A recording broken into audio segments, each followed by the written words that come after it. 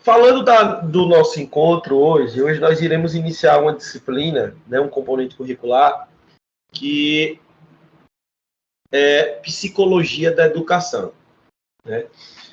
É um componente extremamente importante para a formação acadêmica de vocês e para a formação enquanto profissional também, né, para a formação profissional de vocês.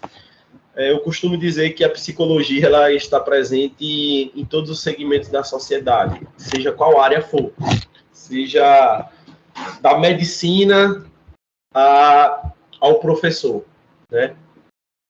Sei que aqui a turma é um pouco diversificada, tem estudantes de pedagogia, tem estudantes de educação física, tem estudantes complementando alguma outra área, e a psicologia ela traz essa importância da gente compreender o processo de aprendizagem, né, e da gente compreender como funciona essa nossa mente, a mente do ser humano. Como é que funciona a mente do ser humano de acordo com o comportamento que ele emprega, né? Porque nós somos seres que, nós vimos lá, nas outras disciplinas, nós somos seres que, o que nos diferencia dos outros seres vivos é essa capacidade de aprendizagem, essa capacidade da gente aprender, né? E essa capacidade da gente aprender, ela se revela a partir de um processo cognitivo que é criado na nossa mente, né? E a psicologia ela vem explorar esse espaço, ela vem tentar compreender esse processo, né? Então, o que isso traz de importância na nossa formação enquanto acadêmico, né? Ela vem trazer uma importância no sentido de que nós iremos trabalhar com pessoas, né? Com seres humanos. Nós iremos trabalhar em coletividade. A gente precisa compreender como é o processo de ensino e aprendizagem dos nossos alunos. Como nós iremos ensinar e como os nossos alunos vão aprender. Como é que é esse processo, essa dualidade de ensinar e aprender? Como é que isso acontece? Como o ser humano aprende? Né? Como é que é esse processo de aprendizagem do ser humano? E, além de tudo isso, o nosso objetivo nesta disciplina geral é o quê? É a gente entender como as pessoas aprendem e retêm o quê? Novas informações. Por quê? Nós somos seres em processo de formação constante, né? Desde o ventre da nossa mãe, a gente já começa o processo de aprendizagem. Nós já sabemos que nós temos essa capacidade de aprender e como é que a gente consegue colher essas novas informações. Então, a psicologia, ela não só envolve o seu conhecimento apenas no processo de aprendizagem desde o ventre da mãe até a infância ou até a adolescência. Não, mas ela vai incluir também processos que são sociais, emocionais e cognitivos que vão estar presentes em quê? Que vão estar presentes envolvidos no processo de aprendizagem ao longo de toda a nossa vida. Então, seja na infância, ou seja, lá na terceira idade, quando nós estivermos idosos, nós estaremos passando por esse processo de aprendizagem, né? E a psicologia ela vai nos trazer essa compreensão. Ela vai nos trazer essa discussão para que a gente possa aprimorar nossas práticas profissionais de forma assertiva, certo? Passando aqui o slide, no módulo de vocês, não sei quem já leu, já teve acesso aí, logo começa abordando sobre uma história de duas professoras, né? Duas professoras, na verdade, de redação, uma professora que consegue, na sala de aula, desenvolver atividades com que os seus alunos consigam produzir, e a outra tem dificuldade de apresentar, né, uma performance com que os seus alunos consigam produzir redações. E aí, essa professora que não consegue produzir, ela observa que a sua colega consegue fazer um trabalho com que os alunos se sintam motivados em produzir uma boa redação. E ela pergunta, como é que você consegue fazer isso? Sendo que elas tiveram a mesma formação. Né? E aí a professora vai responder que ela utiliza algumas estratégias psicológicas, né? Alguns comportamentos né, algumas teorias ali na aula para que os alunos consigam produzir. E a psicologia da educação, ela vai trazer esse embate, né? Ela vai focar nesse sentido de que, como nós conseguimos fazer com que os nossos alunos se sintam interessados, motivados e consigam aprender. Lembrando que todos nós temos a capacidade de aprender. Seja lá qual for a diferença, todos nós temos essa capacidade. Basta a gente saber diagnosticar como é esse processo, né? E aí, surge logo de início, no capítulo, o que faz ser um bom professor? Então, o que faz ser um bom pedagogo, o que faz ser um bom professor de educação física, o que faz ser um bom professor de matemática, o que faz ser um bom personal trainer? Vamos ultrapassar os muros da escola. O que faz ser um bom médico, o que faz ser um bom advogado? O que é que faz um bom profissional, um bom ser humano? Né? O que é que torna essas pessoas eficazes? Né? É o quê? É ter bom humor, é ter capacidade de se preocupar com o outro, é valorizar a diversidade, é ter planejamento, é ter organização, sistematização, é autodisciplina, é liderança, é o amor pelo que faz. O que é que faz um bom profissional, um bom professor? Né? Surge essa diversidade de coisas, né? De atribuições que a gente pode dizer assim, para ser um bom professor, eu preciso compreender a realidade dos meus alunos. Mas será que é só isso? Para ser um bom professor, eu preciso valorizar as diferenças dos meus alunos. Mas será que é só isso? Para ser um bom professor, eu preciso ser organizado, fazer um trabalho árduo, né? Planejar sempre, me organizar. Será que é somente isso? Para eu ser um bom professor, eu tenho que ter amor pelo que eu faço. Será que é somente isso? A psicologia, ela vem nos dar essa resposta. Né? Por isso ela traz a ideia do conhecimento do conteúdos e habilidades pedagógicas que o professor deve ter. Né? Então, de modo geral, o conhecimento de como a gente consegue transmitir informações, ele é tão importante quanto o conhecimento das nossas próprias informações e desenvolver as nossas próprias habilidades. Então, não adianta eu ter muita informação, muito conteúdo, muitas habilidades profissionais e eu não consigo passar essas informações. Eu não consigo socializar essa informação. Eu não consigo transmitir ela. Né? Então, o que torna o bom professor? O que torna o bom professor não é somente ele ter o amor, ele ter o entusiasmo, ele ter a liderança, ele saber o conteúdo, ele ter habilidades. Não é só isso que deixa ele que torna-se o professor ser eficaz. Né? Não é apenas ele conhecer a disciplina que ele vai aplicar, mas também comunicar-se com os seus conhecimentos aos alunos, conseguir passar isso para os alunos. Eu tiro por mim, gente. Eu pego disciplinas aqui com vocês e outras turmas que não faz parte do meu nicho de estudo. Né? Eu sinto uma dificuldade para transmitir o conhecimento porque eu não tenho uma formação específica naquele determinado conteúdo. Mas será que para que eu consiga passar informação é necessário eu somente ter essa formação, eu ter essa habilidade? Eu ter esse gosto, esse planejamento? Ou será que eu não posso utilizar estratégias para que vocês consigam compreender melhor? Né? Então, a ideia do bom professor é ele saber se comunicar, ele saber comunicar os seus conhecimentos aos alunos. Né? Então, a partir daí, passa a se ter o domínio de habilidades pedagógicas. Então, o elo entre o que o professor deseja, que os alunos aprendam, e a aprendizagem real dos alunos, é o que nós vamos chamar de quê? De instrução ou pedagogia. né? Então, o professor precisa saber o que é que ele quer, o que é que ele deseja com que os alunos, o que é que ele deseja que os alunos aprendam. Quando você vai, vamos pensar aqui no profissional da educação física. Quando você pega um profissional, você pega um aluno na academia e ele lhe contrata, qual a primeira coisa que você vai fazer?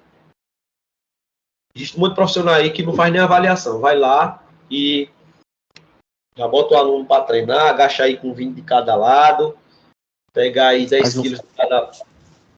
Pode falar. Faz uma anamnese, primeiramente. Beleza. O primeiro passo é o quê? A gente fazer uma avaliação anamnese, uma avaliação de composição corporal, uma avaliação postural, uma avaliação clínica, para que a gente possa conhecer os nossos alunos, o aluno, a especificidade dele, a individualidade biológica dele, do que ele necessita, e a partir daí eu vou saber, ó, eu desejo que meu aluno chegue àquele objetivo. Para que o meu aluno chegue àquele objetivo, é necessário que eu consiga avaliá-lo. Eu preciso avaliar, né? Eu preciso saber onde eu quero, eu preciso saber onde é que ele vai chegar. E a partir daí, como é que vai ser a aprendizagem real do aluno com as etapas que eu vou atribuir? Então, o elo de o que o professor deseja e a aprendizagem real do aluno significa o quê? Instrução ou pedagogia. Então, a pedagogia eficaz, a instrução eficaz, ela não é somente uma questão de que a pessoa deve ter mais conhecimento do que a outra, que o cara é expert em fisiologia e em cinesiologia, que ele vai conseguir instruir bem. Claro, é necessário ter isso para transmitir o conhecimento. Só que é mais além ainda, vai mais além disso. Se apenas eu chego e falo, e eu não utilizo estratégias para facilitar o processo de aprendizagem do meu aluno, eu não vou ser um bom instrutor, eu não vou ter uma boa pedagogia. Então, se apenas se apenas fosse o conhecimento fosse passado aí eu falar, igual eu estou aqui falando para vocês, não tinha necessidade de ter livro, não tinha necessidade de ter uma bomba de informações que tem aí disponíveis para vocês, né? Então, para que você tenha uma boa pedagogia, para que você tenha uma boa instrução, é necessário que você, profissional, seja professor dentro do espaço escolar, que aqui a disciplina fala especificamente da educação, mas eu vou sempre trazer um link ultrapassando isso, né? É necessário que você, para que você tenha uma instrução eficaz, é necessário que você utilize de muitas outras estratégias. E a psicologia aqui, ela vai nos dar essa possibilidade, certo? E aí, algumas tarefas podem ser mencionadas para que a gente possa ter uma boa instrução. Como motivar os alunos na sala de aula? Como avaliar o conhecimento prévio? Como comunicar ideias de maneira eficaz? Como avaliar os resultados da aprendizagem, revisar as informações, tudo isso. E a gente perguntar como é o que se deve fazer. Então vamos lá. Eu preciso instruir o meu aluno. Eu busco a instrução eficaz para que ele consiga aprender. O que é que eu devo fazer? Primeiro, eu preciso motivar o aluno. Preciso saber administrar a sala de aula. Eu preciso avaliar o conhecimento prévio. Eu preciso avaliar os resultados da aprendizagem. E aí, quem conseguiu aprender, quem não conseguiu, o que é que está dificultando, o que é que está facilitando. Eu preciso revisar as informações. Eu preciso, principalmente, levar em conta as características específicas de cada aluno. E eu preciso, além de tudo, saber onde cada aluno está inserido. Qual o contexto social, qual o contexto político, qual o contexto cultural esse aluno está inserido. Eu tenho certeza que se você conseguir dar conta dessas tarefas, essas dimensões de tarefas, você vai ser um professor que vai ter uma capacidade de realizar uma instrução eficaz. Né? Então a gente junta o amor pela profissão, a liderança, a organização, o trabalho árduo, né? a motivação para aprender mais. Com essas tarefas que eu acabei de mencionar, você vai ser um grande profissional. Não adianta você ter somente conteúdo específico. Né? Então, é necessário que a gente possa desenvolver todas essas estratégias aí. E o bom ensino, ele pode ser ensinado? Olha aqui. O bom ensino, ele pode ser ensinado? Ele pode ser ensinado?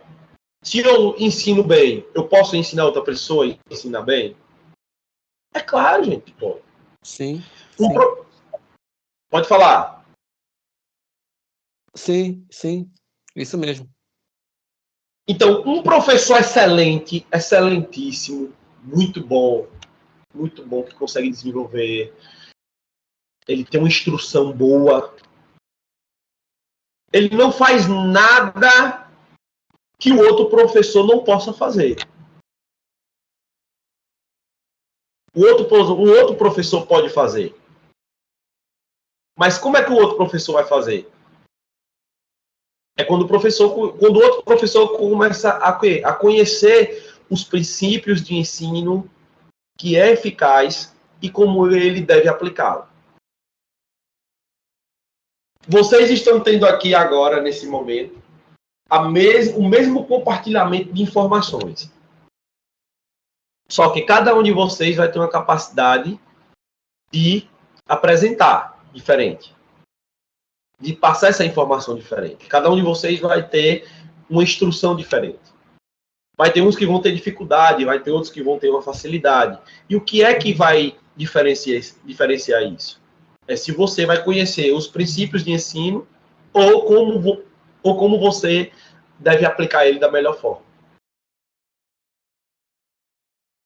Então, se você busca conhecimento, se você procura compreender os princípios de ensino que são eficazes e você consegue aplicá-los, você vai ser professor.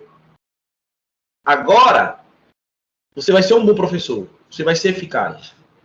Agora, e por que aquele outro não consegue ser um professor excelente e eficaz igual você?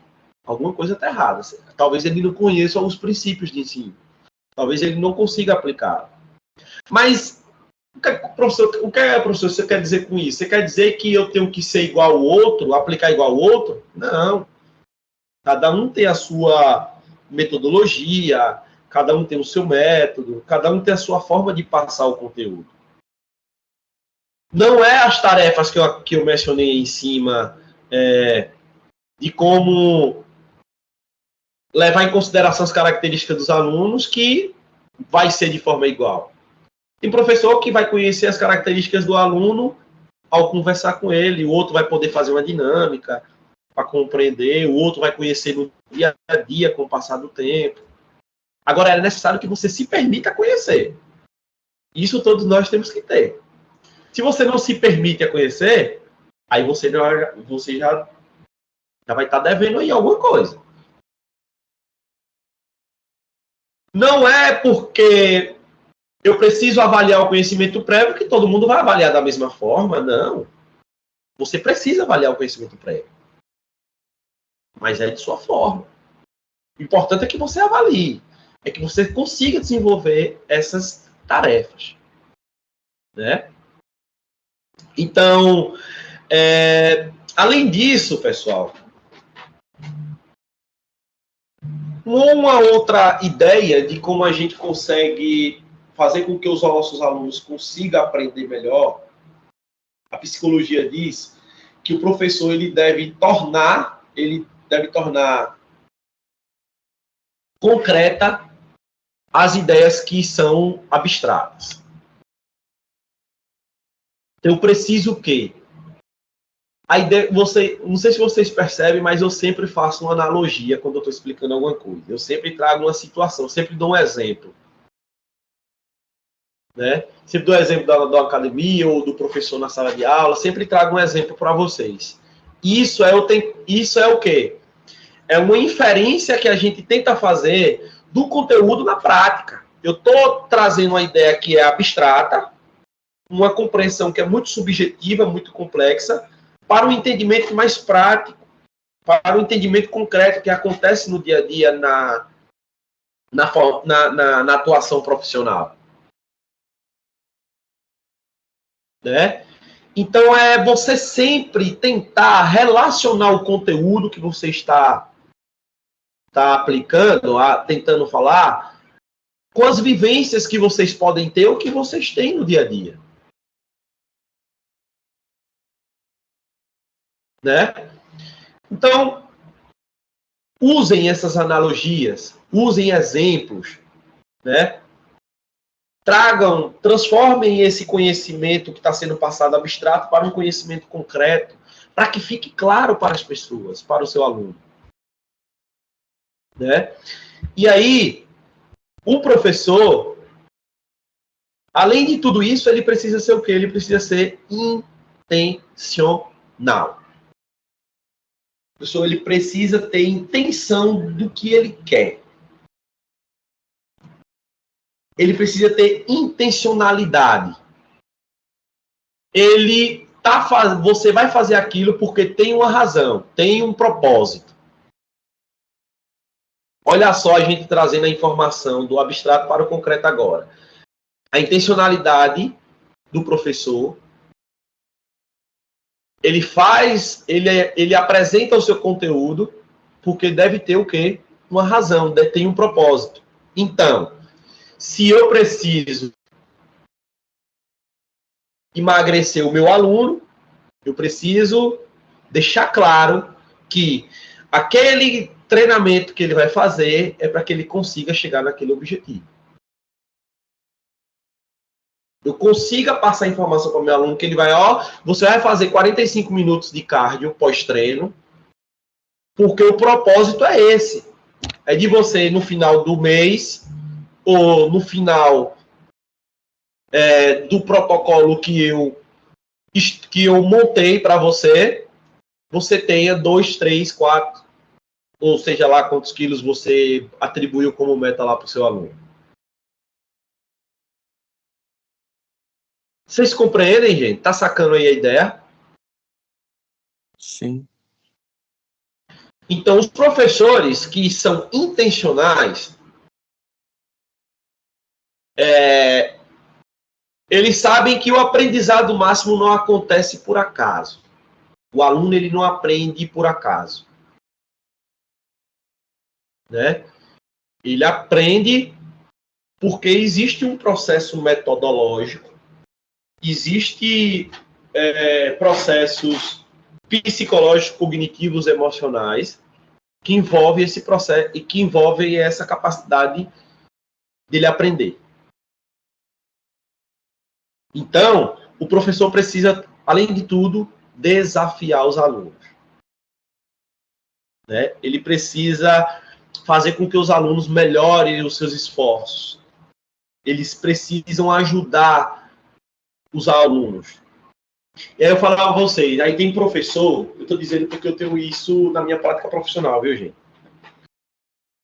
Eu tenho colegas de trabalho na minha prática profissional que eles sempre botam a culpa no aluno. Sempre bota a culpa no aluno. O aluno é o culpado, ele não está aprendendo porque o culpado é ele. e ele nunca se enxerga no processo. Nunca se enxerga dentro do processo. A culpa é só do aluno. Eles não querem nada, eles não fazem nada, eles só brincam, eles só zoam, eles não querem nada com a vida, não tem perspectiva nenhuma. Mas será que realmente é só o aluno? E a sua prática profissional? Como é que está? O que é que você está fazendo para mudar essa realidade? O seu aluno na academia está falhando demais, você diz que é 3 séries de 15, ele só faz 3 séries de 10. Você diz que é 30 minutos de cardio, ele só faz 20. Será que a culpa é só dele? Será que você, enquanto profissional responsável por gerir o seu protocolo de treinamento, não tem uma culpa nisso? Será que você deixou claro isso para o seu aluno? Será que você está motivando ele? Né? Como é que está acontecendo isso? Então, será que realmente a culpa é só do aluno? A gente precisa pensar nisso. Então, por isso, o professor deve ser intencional, gente. Né? Eu sou eficaz, eu tenho conhecimento, os alunos não aprendem porque não quer. Né? Então, os professores acham que o sucesso ou o fracasso da criança está por ela querer, mas não é. Ele perpassa pelo seu processo também, capacidade de você passar essas informações. Está compreendendo? Então vamos lá. Seguindo, vamos analisar aqui um pouco. Olhem só essa imagem. E o bom ensino, para que a gente possa sistematizar esse conteúdo que nós acabamos de abordar, o bom ensino, ele perpassa por essas 4 aquisições. Tomada de decisão, reflexão, aplicação da pesquisa educacional e autoconhecimento e autorregulação. O professor precisa tomar decisões. Né? Ele precisa refletir sobre o seu processo de ensino-aprendizagem. Ele precisa aplicar a pesquisa educacional. O que é aplicar a pesquisa educacional? Ele precisa estudar, cara. Ele precisa saber como é que o aluno aprende, quais as dificuldades disso. Ele precisa ter auto-reconhecimento, falar, poxa, eu estou deixando a desejar. Ou então, poxa, eu estou fazendo um trabalho interessante. Ele precisa ter uma autorregulação, se regular. Então, o bom ensino, ele perpassa por essas dimensões de coisas. Ou seja, conhecimento do conteúdo e dos recursos pedagógicos, ter pensamento crítico e habilidades de resolução de problemas, ter habilidades pedagógicas e de comunicação e conhecimento dos estudantes e de sua aprendizagem. Façam isso, que vocês serão bons profissionais. Isso não é só para a escola não, viu, gente? Isso serve para qualquer profissão. Né? Serve para qualquer profissão. E aí, seguindo o nosso barco, navegando,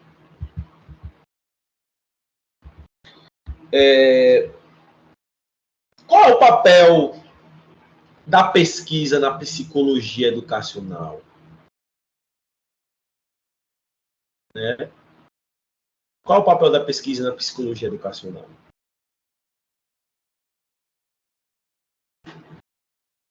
Alguns pensadores, né, críticos, eles tendem a entrar na sala de aula aparados, não posso dizer, um colete aqui à prova de balas, que é a pesquisa científica. Eles não tem como você estar na sala de aula com o professor se você não tem acesso à ciência para saber o que é que você vai fazer. E um problema da psicologia educacional é que é quase o mesmo problema da educação física. Todo mundo se acha no direito de falar sobre, todo mundo acha que sabe de tudo, todo mundo acha que sabe das coisas, né? Todo mundo tem ideias de conteúdo sobre a psicologia, né? Todo mundo tem ideias sobre o conteúdo da psicologia educacional. Mas isso é uma farsa, né? Isso é um erro. Todo mundo quer ser psicólogo, né? Todo mundo quer ser... Como é que eu posso dizer? Todo mundo quer ser aconselhador, quer ensinar como é que o aluno... o aluno, eu fiz isso, ele aprendeu, eu fiz aquilo, né? E aí, nós nos deparamos a todo momento com professores, ou, melhor dizendo, psicólogos educacionais amador, né? Amador. Por quê? Porque são aqueles profissionais que são, vamos dizer, psicólogos educacionais que frequentemente eles querem falar sobre o óbvio, né? Estuda o óbvio. Então, é necessário que a gente consiga aprofundar o nosso entendimento a partir do conhecimento científico, de estudos que comprovem determinado comportamento, determinada técnica, determinada teoria sobre o processo de ensino-aprendizagem, sobre como melhorar a aprendizagem dos nossos alunos, né? Então, é muito parecido com a da educação física, como eu falei para vocês. Então, vamos pensar aqui, dar exemplos para que vocês consigam compreender melhor essa questão da pesquisa na psicologia educacional. Muitos professores acreditam que quando o aluno está se comportando mal na sala de aula, ele vai repreender esse aluno, né? Ele vai penalizá-lo, de ir para a coordenação, de botar para fora da sala de aula, por esse mau comportamento. Mas e aí? Será que isso vai realmente resolver esse problema ou vai agravá-lo? Será que essa atitude é a correta? Vou ser sério para vocês. Eu nunca tirei um aluno da minha sala de aula. Nunca. E pretendo nunca tirar. Nunca cheguei no nível de chegar assim, sai para fora da sala, você não assiste minha aula. Nunca. Eu sempre tentei resolver os problemas dentro da sala de aula. Se o problema é gerado ali, a gente tenta resolver ali. Também nunca passei por situações também muito complexas, né? Nunca cheguei ainda nesse nível. Eu utilizo de outras estratégias ali para ver se eu consigo ministrar ali o comportamento daquele aluno. Então, essa atitude de botar o aluno para fora de sala, de penalizá-lo por esse mau comportamento, às vezes muitos, mas assim, muitos vão responder. Professor, oi. Só um minutinho. O senhor está também um pouco se referindo àquele episódio que aconteceu em sala de aula, onde uma professora expulsou um deficiente intelectual. Tem, assim, um exemplo para nos dar a respeito? Acho que isso foi recente, né? De uma professora que puxou a cadeira de um deficiente, não foi isso? É isso, acho que foi essa semana. Eu não vi o caso, eu só vi, acho que uma foto falando sobre, mas não li sobre o caso. Mas é basicamente o que nós estamos discutindo aqui, essas atitudes. Será que essa atitude da professora, provavelmente por um mau comportamento desse aluno deficiente, ela vai melhorar o comportamento desse aluno? Será que foi a atitude correta? Né? E se não fosse um aluno deficiente, será que essa atitude era correta? De penalizá-lo? Como é que deve ser o comportamento do professor nesse sentido? Muitos alunos eles vão responder essa repressão, né? de você botar para fazer aula, muitos vão melhorar o comportamento. Mas para outros, gente, isso vai ser uma recompensa. Né? Vai ser uma recompensa pelo seu mau comportamento. Ele não está nem aí se ele quer assistir sua aula ou não. E, às vezes, isso pode até aumentar o seu comportamento mal. Né? Então, a maioria, alguns vão conseguir reprimir, melhorar seu comportamento por conta dessa repressão, outros não. Então, e aí? Qual é a resposta correta? Não tem a receita de bolo, né? Não existe. Existe você avaliar cada aluno seu e você compreender qual estímulo você vai aplicar para cada um. Né? Então, vamos pensar em outro exemplo. A maioria de alguns professores, a maioria das pessoas, na verdade, concorda que os alunos aprendem melhor com instruções de um professor do que ele estudando sozinho. E aí? Isso é verdade?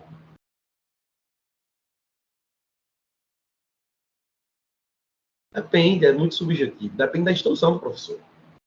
Às vezes o aluno não consegue aprender o professor ensinando, instruindo.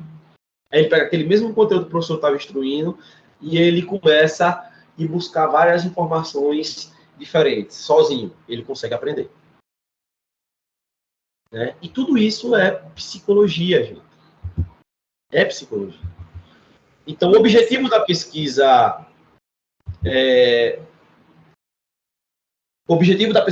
na psicologia educacional é justamente o quê? É examinar cuidadosamente as questões que parecem o quê? Óbvias. O que o psicólogo educacional amador acha que é o que deve fazer. Usando o quê? Objetivos, métodos específicos para testar essas ideias e ver, ó, realmente isso dá certo ou não dá? Né? Então, essas pesquisas que são feitas na psicologia educacional, elas vão gerar alguns produtos, como princípios, leis e teorias, que estão aí, nós vamos ver na estante, né? Sobre Skinner, sobre Vygotsky, sobre Piaget, sobre Vallon, sobre Bandurra, sobre Froberg. Existe um monte de psicólogos, filósofos aí que falam sobre isso. Então, os princípios que é gerados a partir da pesquisa da psicologia educacional, ele explica a relação entre fatores, bem como os efeitos de sistemas alternativos de notas na motivação dos nossos alunos. As leis vão fazer o quê? Vão ser simplesmente os princípios que foram testados e aplicados em uma ampla variedade de situações. E a teoria vai ser o conjunto desses princípios e leis que se relacionam a um aspecto de aprendizagem, do comportamento do indivíduo. Né? Então, as teorias, elas vão unir os fatos de princípios e leis para nos trazer uma visão geral. Então, temos várias teorias aí. Temos a teoria da zona de zona de desenvolvimento proximal de Vygotsky, que nós vamos ver. Temos a teoria da equilibração de Piaget. Temos o behaviorismo de Skinner. Tem uma diversidade de teorias aí da psicologia. E tudo isso é graças ao quê? A pesquisa. A pesquisa. Então, o objetivo da pesquisa na psicologia educacional é justamente fazer o quê? Gerar essas teorias e testar elas, diversas teorias, que vão nortear as ações de quê? Dos professores e demais envolvidos na educação. Então, qual é o papel da pesquisa? Nortear a ação do professor. O que é que eu tenho que fazer? Nortear o papel do diretor. O que é que ele tem que fazer? Nortear o papel do coordenador. O que é que ele tem que fazer? Então, vamos aqui para a compreensão desse quadro. Vocês estão conseguindo enxergar bem aí? Então,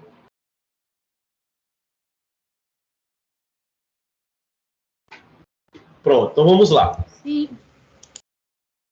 Isso aqui é uma situação de um querido aluno chamado Thomas. Então vamos lá, um professor de educação física, ou vamos lá no livro de vocês, traz um professor de história, né? Um professor de educação física do 8º ano. Ele tem um problema com esse aluno chamado Thomas, que tem frequentemente um comportamento mau. Então, quando o professor de educação física virou as costas para o quadro onde ele estava escrevendo, o aluno Thomas pegou, fez um papelzinho, uma bolinha de papel e atirou na sala, ou então atirou em alguém. E aí, essa situação desencadeou uma situação incômoda na turma, de dar risada, de zoada, isso acontece direto, né? Inclusive, hoje aconteceu na minha aula isso. E o que é que o professor deve fazer?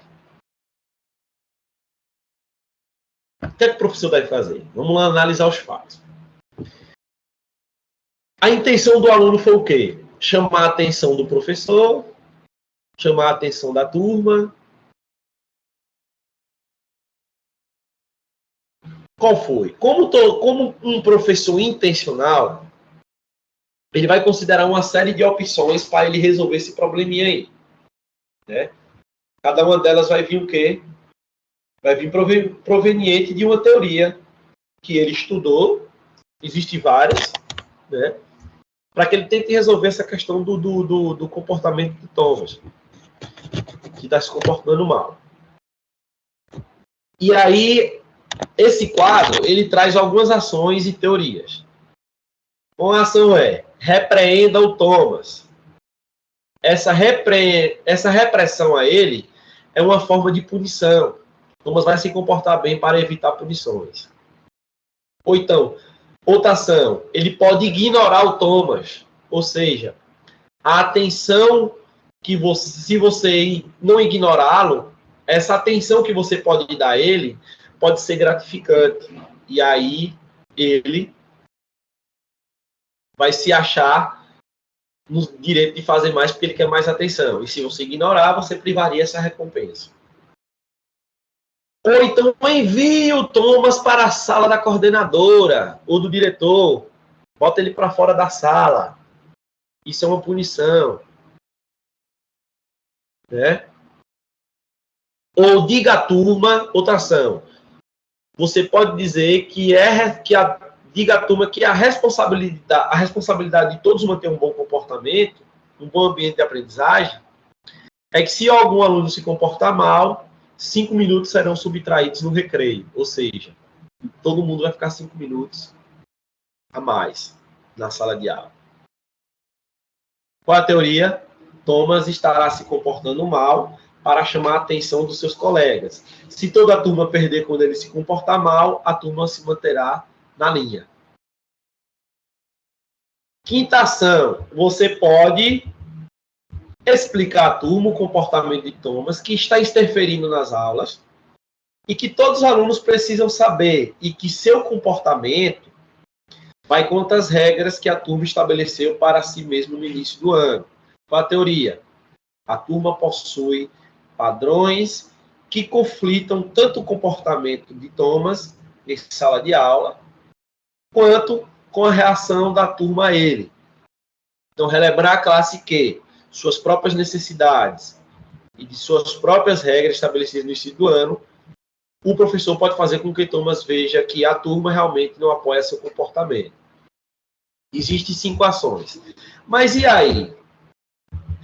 Qual dessas ações e teorias está correta?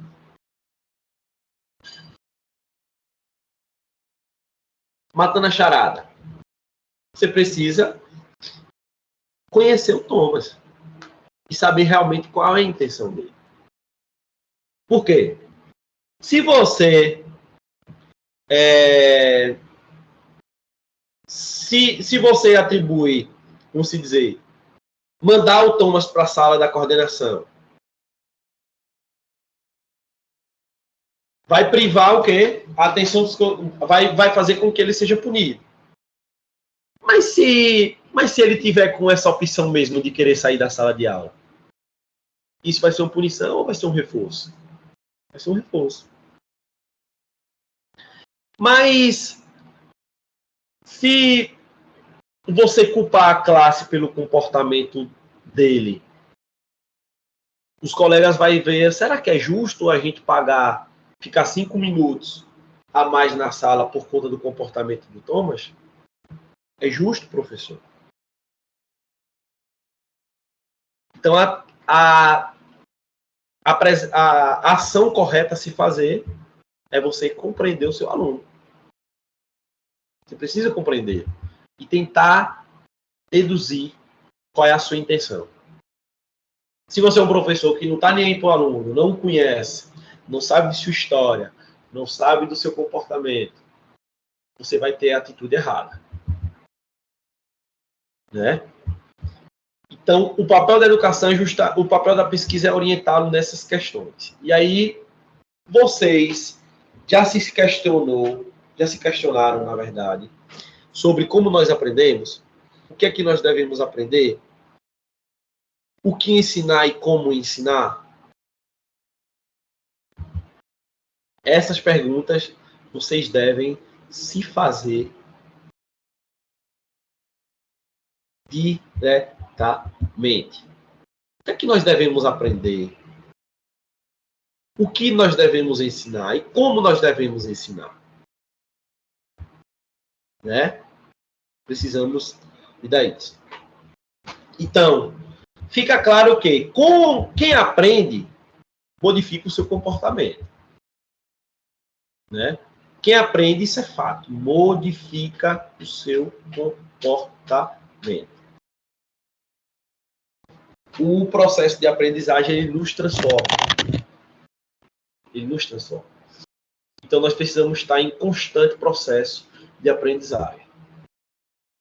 A finalidade principal da psicologia da educação é o quê? Utilizar e aplicar conceitos, os princípios e os métodos da psicologia para construir e intervir no estudo desses processos educativos. Essa é a real finalidade da psicologia da educação. Ok? E olha aqui esse mosaico, para que a gente possa ter noção da psicologia e onde ela está inserida. Né? Ela se insere em uma diversidade de coisas, talvez em tudo. Né? Na universidade, aqui, como nós podemos ver alguns autores aqui, como os behavioristas, Darwin, né, os psicanalistas, né, em países como na Alemanha, na Colômbia, e dentre outros, tudo isso está inserido na psicologia. Ela tem toda essa relação. É algo que é muito complexo. Né? E aí, como nós falamos de teoria,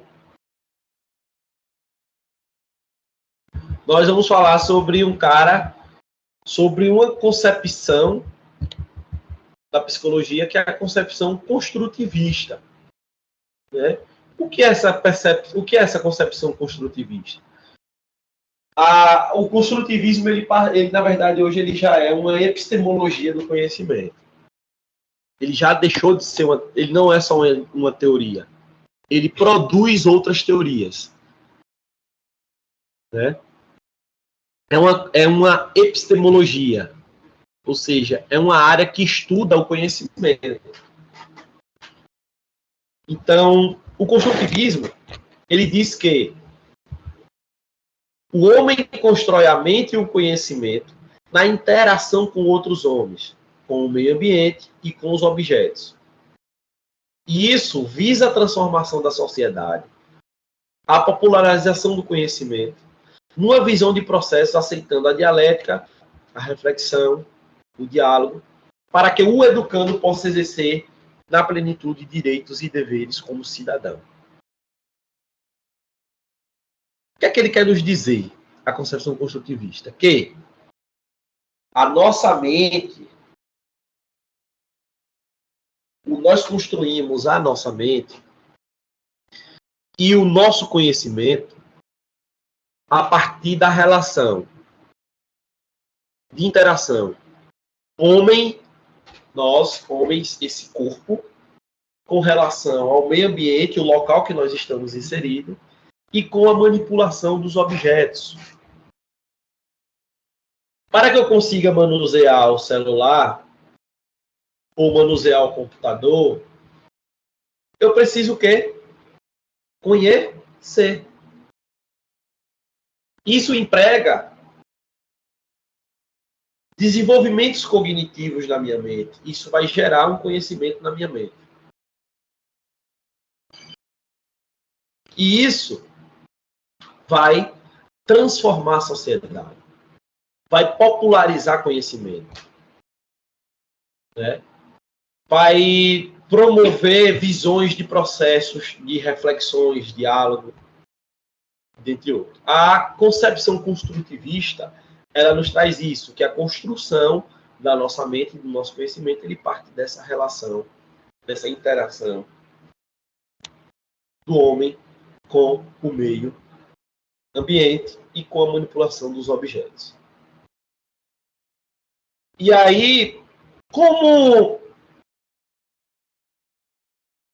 é desenvolvido o nosso cognitivo? O desenvolvimento cognitivo. Nós temos aí, nós vamos ver agora aqui alguns autores que falam sobre isso. Né? Como as crianças desenvolvem o seu cognitivo? O desenvolvimento, o termo desenvolvimento, ele refere-se ao quê, gente?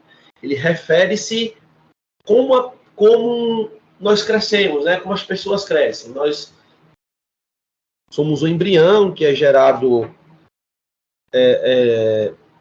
na mulher, né? E vamos passar ali 9 meses, né? Em processo de desenvolvimento na barriga da mãe. A partir disso, nós nascemos e aí nós continuamos se desenvolvendo. Então, refere-se o quê? Ao crescimento das pessoas. E refere-se à adaptação, às mudanças que ocorrem no longo de nossas vidas. E esse crescimento, ele não só pode ser entendido como um crescimento, como eu posso dizer, biológico no sentido de crescimento de órgãos, de tamanho, não. Mas na nossa personalidade, no nosso desenvolvimento socioemocional, nosso desenvolvimento cognitivo, desenvolvimento da linguagem e dentre outros. E isso, todo esse processo de desenvolvimento, existem estudiosos, existem teóricos que aprofundaram estudos nesse segmento. Nós podemos falar um deles aqui, de Piaget. E nós podemos falar aqui de Levi-Vygotsky, que são os dois que nós iremos falar agora, nesse momento. Então, quem é Piaget e como ele compreendeu o desenvolvimento cognitivo do indivíduo? Como ele compreendeu isso? Quem é Piaget? Piaget, pessoal, esse cara aqui, ó, esse nome aqui, é um suíço que nasceu lá nos anos de 1896, né? Foi um grande psicólogo do desenvolvimento e é um dos maiores ícones desse segmento de estudo, né? Ele também foi biólogo, né? Ele foi biólogo e se tornou psicólogo. E a sua teoria em cima do desenvolvimento cognitivo do ser humano foi em cima dos seus próprios filhos. O que foi que ele fez? Piaget, ele tinha 3 filhos. E aí ele começou a sistematizar sua ideia no processo de observação e de pesquisa em cima dos seus filhos, aplicando alguns princípios e algumas leis para que ele pudesse formular a sua teoria. Então, ele explorou, ele tentou compreender como as habilidades mentais dos seus filhos se desenvolviam e mudavam durante o tempo que ia passando. Né? Então, ele diz que o desenvolvimento da criança, né, ele vai partir da ação que ela vai ter. E ele diz que esse desenvolvimento cognitivo, a partir das observações, do estudo que ele fez com seus próprios filhos, ela perpassa por 4 estágios que são distintos. Cada um tem uma especificidade e característica. Né? Então, ele vai ser, a sua teoria, ela vai ser muito baseada nessa concepção biológica, né, de entendimento. Vai trazer muito dessa concepção biológica. E aí, ele diz que ocorre em esquemas. E ele é considerado o pai do construtivismo. Então, a teoria construtivista, que eu expliquei anteriormente para vocês, surgiu lá no século XX a partir das experiências dele, né? Jean Piaget, que ele observou crianças desde o nascimento até a adolescência e percebeu que o conhecimento se constrói na interação sujeito com o meio ambiente que ele vive. Como isso acontece? Nós vamos ver agora os estágios de Piaget. Então, ele diz, Piaget, ele acreditava que toda criança ela nasce com uma tendência inata, né, de interagir e dar sentido aos seus ambientes que ela está inserida. Então, as crianças, elas vão o quê? Elas vão demonstrar padrões de comportamento ou padrões de pensamentos que ele vai chamar de esquemas. Né? Então, ele diz que crianças mais velhas e adultas, eles também usam, ao lidar com os objetos do mundo, essas questões de esquemas e pensamentos. E aí, ele traz 4 fases de compreensão do desenvolvimento da criança que nós vamos ver distante. Mas primeiro ele diz o quê? O que é o esquema que ele fala? O esquema ele é uma ação de categorizar. A criança ela vai categorizar. Exemplo. A criança pega uma bola e olha. Quando ela pega uma bola, quando ela é criancinha, ela faz o quê? Ela pega e olha para a bola. Ela está usando um esquema, ou seja, um padrão de comportamento, um padrão de pensamento para olhar para essa bola. Ela está usando um esquema de olhar. O seu esquema de pegar e o seu esquema de segurar. Então a criança fez o quê? Pegou, olhou e segurou. Esse processo são chamados de esquemas. Além dos esquemas que as crianças utilizam e que nós adultos também utilizamos, segundo Piaget, né, ela vai passar por um processo de quê? De assimilação. Então, quando a criança utiliza esses esquemas para pegar, olhar, segurar, quando a criança olha para a bola, ou então o exemplo que ele diz aí, quando a criança está no berço e ela olha para cima e tem aquele brinquedinho ali em cima do berço, ela vai começar a estender a sua mão para pegar. Ela está usando o esquema de olhar e tentar pegar. Mas essa ideia dele olhar e tentar pegar é justamente porque a criança assimilou naquele ambiente que existe um objeto. E aquele objeto lhe atraiu. Então, a criança viu, usou o esquema de olhar e ela assimilou aquele objeto. Então, vamos dizer que o pai da criança pegou e botou a bola em uma certa distância dela. Ela vai olhar para a bola e vai tentar engatear para ir pegar essa bola. Isso é porque a criança olhou e assimilou aquela bola a partir de esquemas. Então, a assimilação de acordo com o Piaget, ela é um processo que ele é ativo, ele é de ação, né? Então a criança desenvolve esquemas. Ela assimila. A partir disso, ela vai o quê? Acomodar.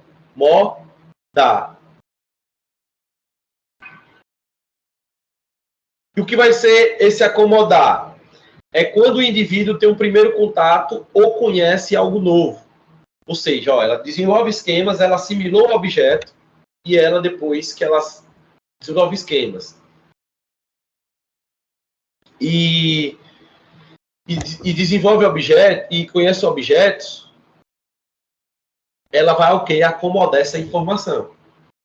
A acomodação ela se realiza quando esse novo conhecimento assimilado, desestrutura e reorganiza nossos esquemas mentais já formulados ou cria novos esquemas. Então, o processo de acomodação é o quê? É a chave para o nosso desenvolvimento. Um exemplo, quando eu aprendo novas palavras, eu gradualmente modifico meus conceitos e categorias. Então, eu vou dar um exemplo mais básico aqui desses 3 processos. Deixa eu falar logo sobre equilibração. Então, nós desenvolvemos esquemas, assimilação e acomodo. Depois vai haver o quê? Uma equilibração. Essa equilibração, ela se refere ao processo de acomodar novos conhecimentos aos antigos e formular novos esquemas mentais. Então, vamos lá. O exemplo é a criança conhecendo os animais.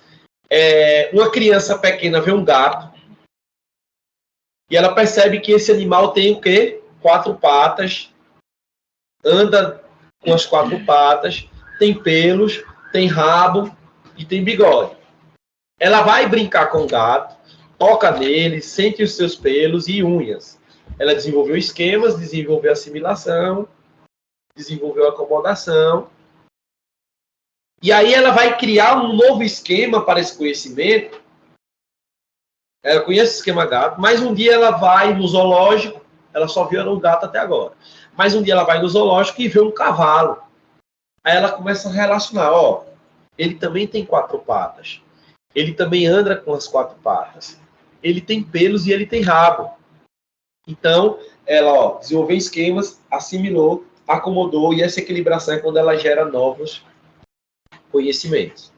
Então, esse novo conhecimento que ela gerou, que ela compreendeu a partir de um esquema anterior, exige que a criança faça o quê? Assimile a informação que nem todo animal de 4 patas é um gato. Eles se relacionam, mas ele não é um gato. Consegue diferenciar um conhecimento. Conseguiram entender, gente? Sacaram aí a ideia? Dúvidas? Todas. Perguntas? Então.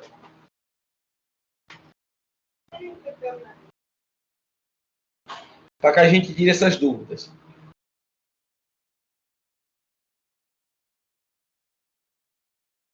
Alguma dúvida? Tava brincando só. Não. Tava brincando. Então vamos lá, seguindo. Vamos sintetizar. Então, assimilação da experiência da mente.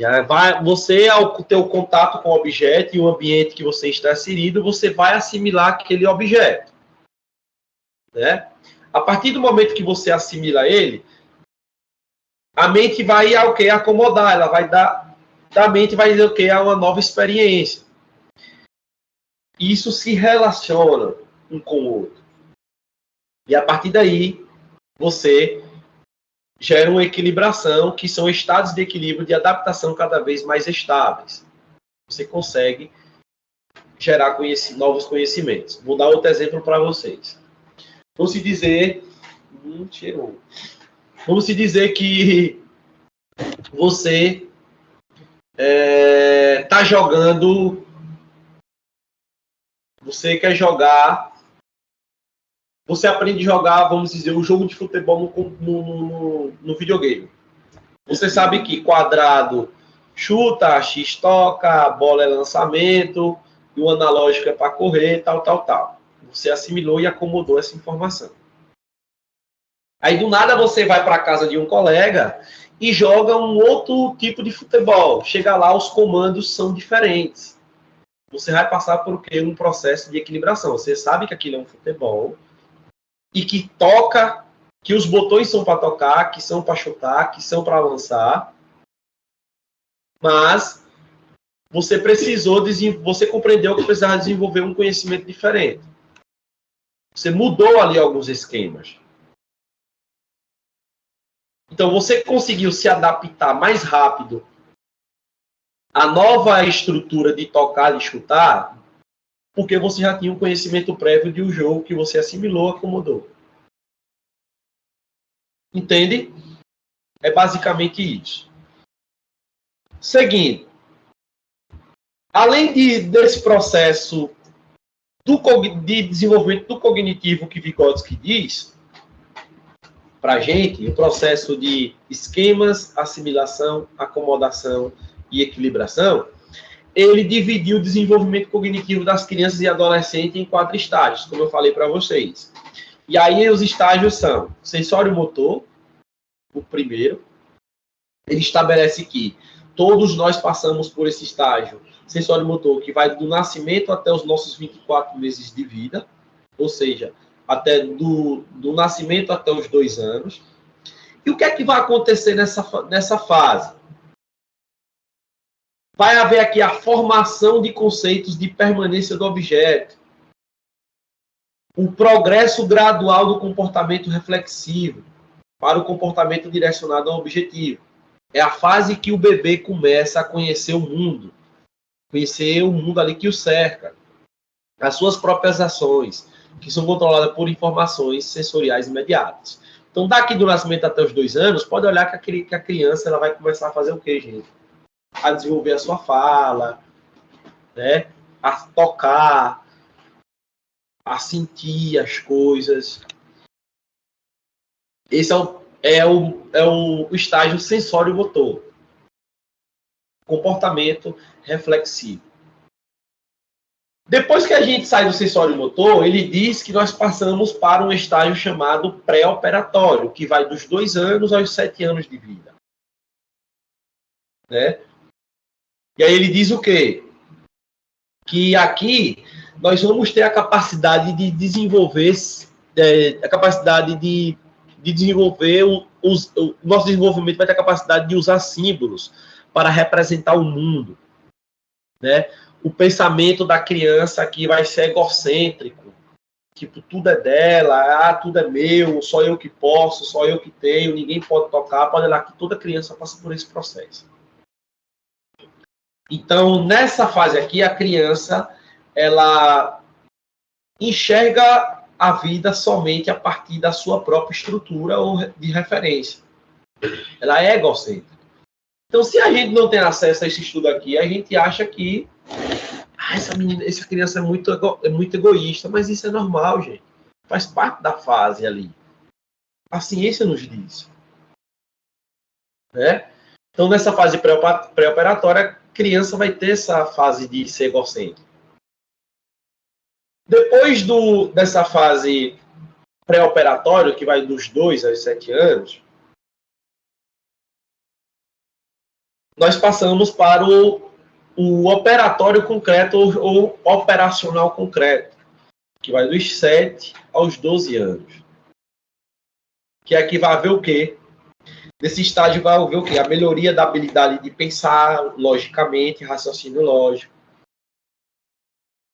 Né? O pensamento de resolver problemas. O pensamento abstrato ainda não se torna possível. Então, aqui, a criança, nesse estágio, a criança vai ter a possibilidade de lidar com as coisas que experimentou, que conhece ou que pode ver e mexer, mas ainda não consegue manipular ideias abstratas ou possibilidades a partir dela. É só aquilo concreto que ela consegue sentir, tocar, pegar, ver. Depois do operacional concreto, a criança ela vai passar para o último estágio do desenvolvimento, que, segundo Piaget, é o operacional formal. É o operacional formal, que vai dos 12 anos aos 16 anos, ou bem dizendo, dos 11 aos 16 anos. Então, aqui, os pensamentos abstratos é puramente simbólico e possível, né? Então, os problemas podem ser resolvidos com os usos da interação sistemática. Aqui a criança tem capacidade de utilizar o raciocínio abstrato sistemático, vai ter deduções lógicas que podem ser feitas, né? Vai ter, os seus pensamentos vai ter significados dedutivos. Então, a partir da sua relação de identificar o desenvolvimento de seus alunos ou dos seus filhos, Piaget consegue desenvolver esses 4 estágios. E isso acontece, gente. Nisso ele foi muito feliz. A gente consegue ter esse contato. Né? E aí, olha só o funil, de baixo para cima. A espiral mostra o caráter hierárquico, né, que o nosso desenvolvimento cognitivo tem. Então, nós começamos lá no sensório motor, passamos para o pré-operacional, o operacional concreto, para chegar no operacional formal. Tranquilo? Compreendestes? Vamos seguir. Além de Piaget, nós vamos ter esse cara, que esse eu sou fã, sou apaixonado por esse homem, que é Levi Vygotsky. O que é que Levi Vygotsky diz? Vygotsky ele vai beber das fontes de Piaget, mas ele vai ser um pouquinho mais amplo, né? Ele vai aprofundar mais a sua teoria. Levi Vygotsky ele nasceu em 96 na Bielorrússia, morreu em 34, graduou-se na Universidade de Moscou, com aprofundamento em literatura, realizou estudos na área da medicina e do direito, né? Iniciou seu percurso na psicologia após a Revolução Russa de 1917 e desenvolveu trabalhos de aprendizagem escolar, infância e educação especial. Olha só o tanto de coisa que esse homem foi. Pouca coisa, né? Então, o psicólogo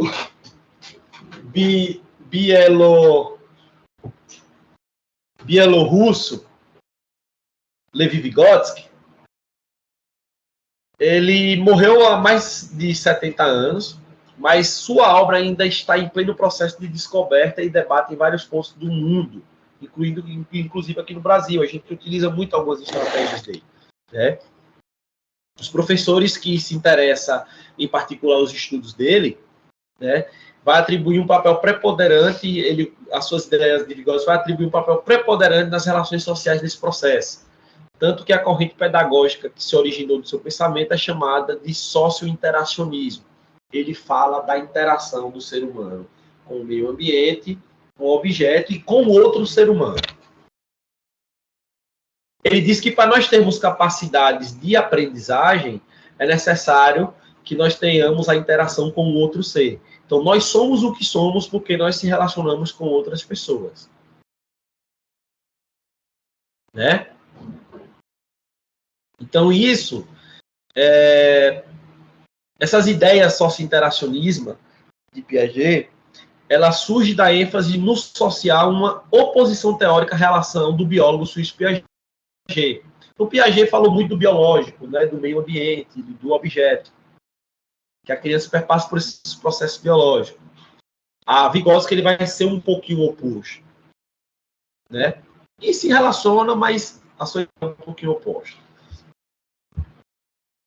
E Vygotsky ele estava preocupado com a formação da mente, com o desenvolvimento dos seres humanos, com a linguagem, com a formação de conceitos, com o pensamento em diferentes culturas. Ele fala dessa relação social, do local que você está inserido. Então, o seu cognitivo ele não só desenvolve por essas capacidades inatas que Piaget falou, né, dos 4 períodos de estágios, só de desenvolver esquemas, de assimilar, de acomodar e de equilibrar. Ele diz que a sua relação social influencia, a linguagem do local que você está inserindo influencia, o trabalho influencia, né? Então, ele diz que é necessário ter essa interação sobre essas coisas. Então, Vygotsky acreditava que o desenvolvimento segue a aprendizagem. As crianças são capazes de realizar tarefas um tanto além do seu nível de desenvolvimento, se lhe for fornecido um estímulo por indivíduos mais maduros. Então, ele diz o quê? É necessário que ocorra uma mediação para que a gente consiga aprender. Exemplo. Eu estou mediando um conteúdo aqui para vocês. Vygotsky diz isso. Para vocês compreenderem um novo conhecimento, é necessário que alguém medie isso. Explique, oriente para alguém. Então, ele diz, se a criança aprende a andar, é porque alguém mediou esse processo de aprendizagem. O pai, vem papai, pega na mão, bota a criança a tonificar as perninhas ali, pega um objeto e balança para que ela venha andando pegar. Isso é uma mediação.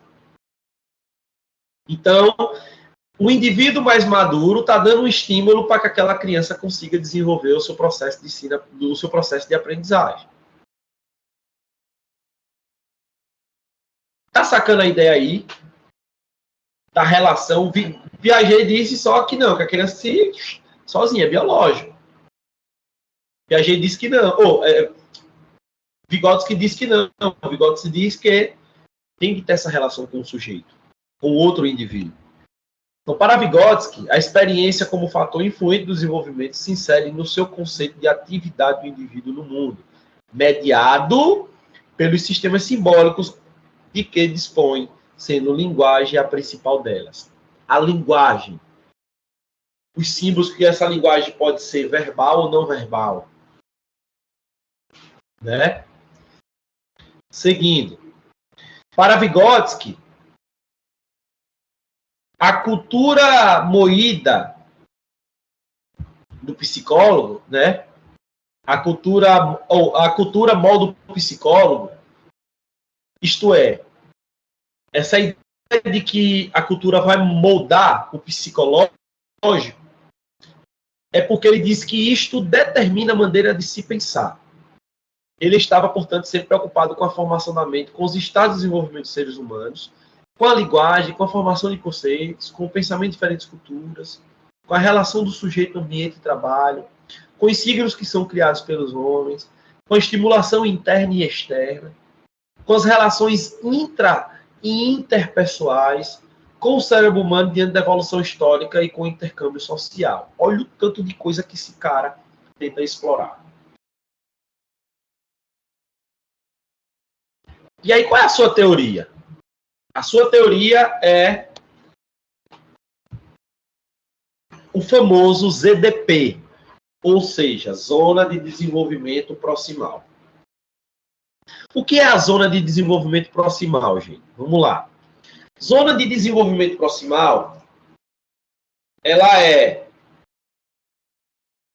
que é a amplitude entre o nível de capacidade cognitiva observável, o desempenho da criança onde ela está no momento presente ali, em termos cognitivos, e a capacidade latente, a competência que ela pode atingir quando ajudada por um mais experiente. Nós vamos ver aqui um esquema que vai melhorar essa compreensão de vocês. Estamos aqui na teoria, vamos mostrar aqui um pouquinho na prática do esquema. Então ele diz que a importância do desenvolvimento proximal, chamada ZDP,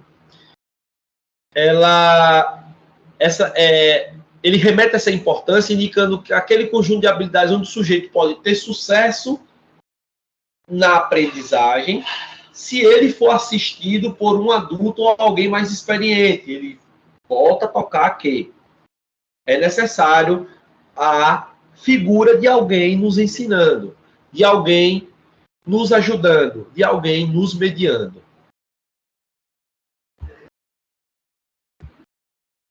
E aí, o que é a zona de desenvolvimento proximal?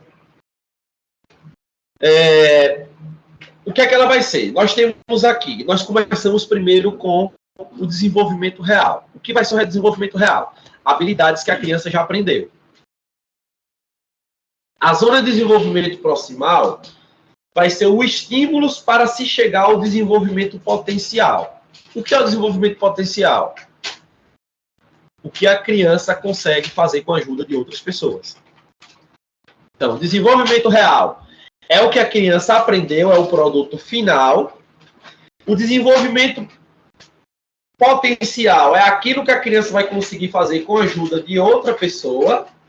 E o desenvolvimento proximal vai ser o quê? O estímulo que ela vai ter para ela chegar ao desenvolvimento potencial. Vamos para mais um esquema aqui. Vocês estão conseguindo ver essa imagem? Ou tá ruim?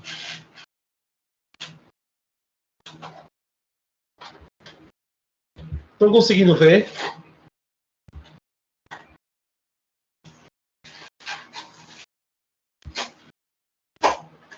Aqui para mim está embaçado.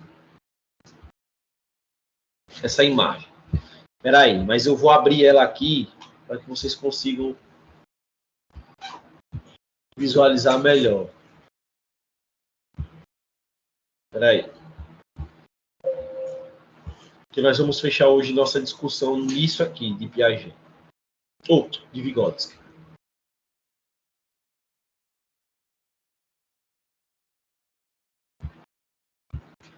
Espera aí. Deixa eu abrir o slide aqui.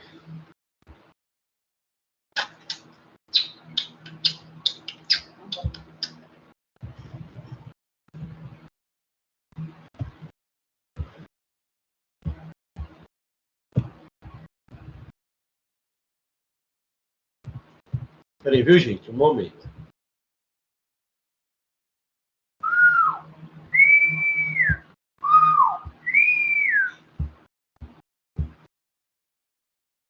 Deixa pra lá. Vocês estão vendo a tela do meu computador aí agora? Estão vendo?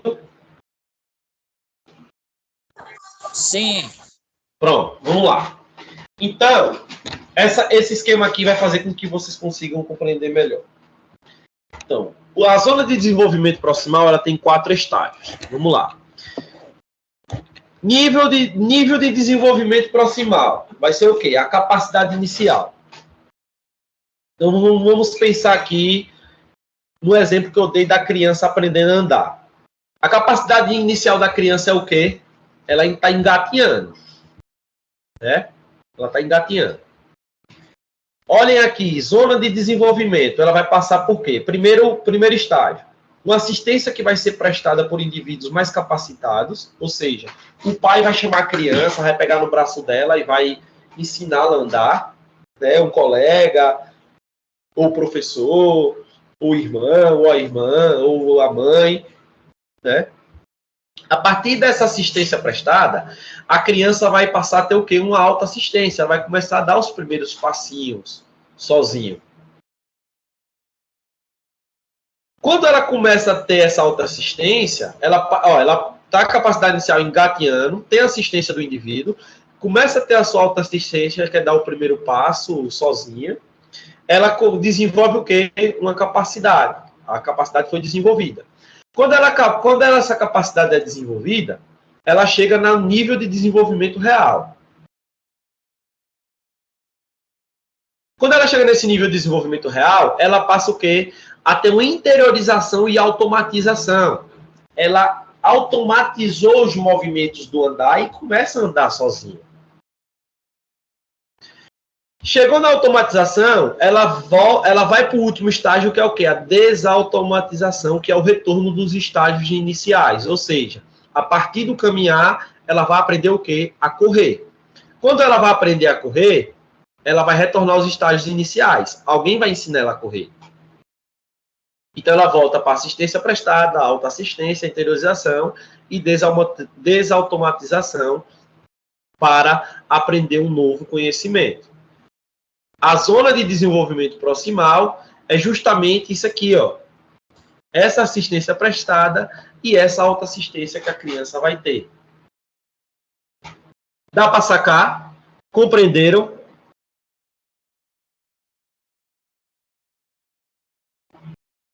Compreenderam, gente?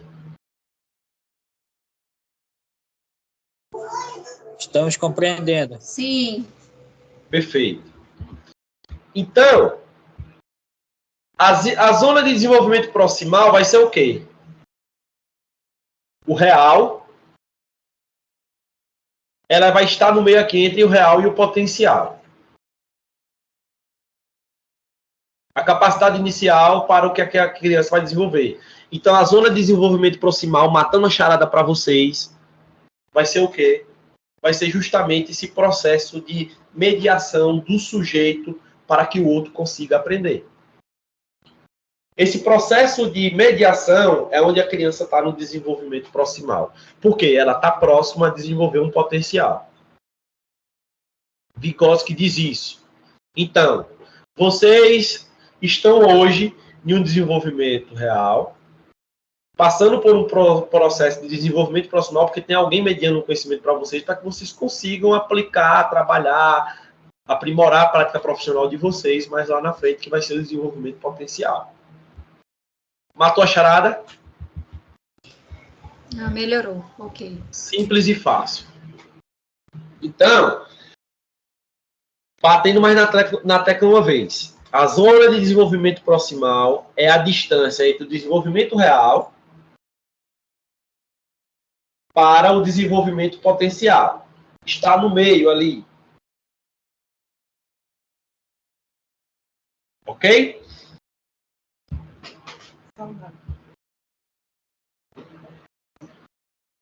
E aí ele fala sobre o processo de mediação e interação, que é isso que a gente já está falando, a mediação do indivíduo, a interação com o outro. Né? Ele diz que a relação do homem com o mundo não é uma relação diretamente assim. Ela é uma relação que é mediada. Alguém vai apresentar algumas coisas, vai mostrar algumas coisas, vai mediar as coisas. Então, as funções psicológicas superiores, memória voluntária, atenção consciente, imaginação criativa, a linguagem, né? A percepção mediada, o pensamento conceitual, eles apresentam uma estrutura entre o homem e o mundo real a partir da mediação, que vai formar essas ferramentas auxiliares na atividade humana. Né? E aí ele distinguiu dois tipos de elementos mediadores, os instrumentos e os signos. O uso de instrumentos vai objetivar a mudança do meio, ocorrendo transformação externa, e o signo é um meio que se vale o homem para influenciar psicologicamente o quê? Em sua própria conduta, ou dos demais, em meio a uma atividade exterior, dirigida a dominar o próprio ser humano, que é o signo orientado para dentro. Então, ele traz essa perspectiva histórico-cultural, né, que diz que essa vivência em sociedade é essencial para que a transformação do biológico do ser humano. Então, olha só, Piaget dizia que o ser humano só se desenvolve biologicamente. Vygotsky diz não, que é necessário que se tenha uma vivência social, que tenha uma relação histórico-cultural para que o homem se transforme enquanto ser humano. Né? Então, é necessário que tenha essa relação. E aí ele fala das funções psicológicas superiores. Né? O nosso controle do consciente do comportamento passa pela relação de atenção e memória voluntária. Depois a gente passa uma memorização ativa. passa a desenvolver um pensamento abstrato, passa a desenvolver um raciocínio dedutivo, e aí a gente passa a ter uma capacidade de planejamento. Então, finalizando aqui, Vygotsky se dedicou aos estudos das funções psicológicas superiores, né, que é a partir do funcionamento do psicológico tipicamente humano. Os seus mecanismos intencionais, ações conscientemente controladas, processos voluntários, vai dar essa relação de independência ao indivíduo, né? E isso se origina assim, entre a relação dos seres humanos entre si e que se desenvolve ao longo do processo de internalização de formas culturais de comportamento. Isso é o que Vygotsky nos traz como contribuição. Hoje a gente finaliza aqui, para não ficar uma bomba de informação para vocês e vocês não consigam captar, né? E deixo agora aberto o espaço para que vocês possam fazer perguntas, dar contribuições. Fiquem à vontade.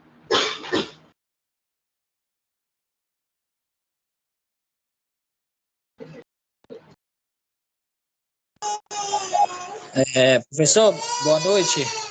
Só uma dúvida. O senhor poderia esclarecer para a gente como é que vai funcionar a atividade que tinha na aula passada, né? Ontem, no caso, na terça-feira, tinha uma atividade prática, se não me falha a memória. Da disciplina? Isso, da disciplina Essa mesmo. atividade prática, Pedro, ela é realizada somente com as turmas semipresenciais. Ela não é obrigatória para vocês aqui, entendeu? Ok, obrigado. Alguém mais?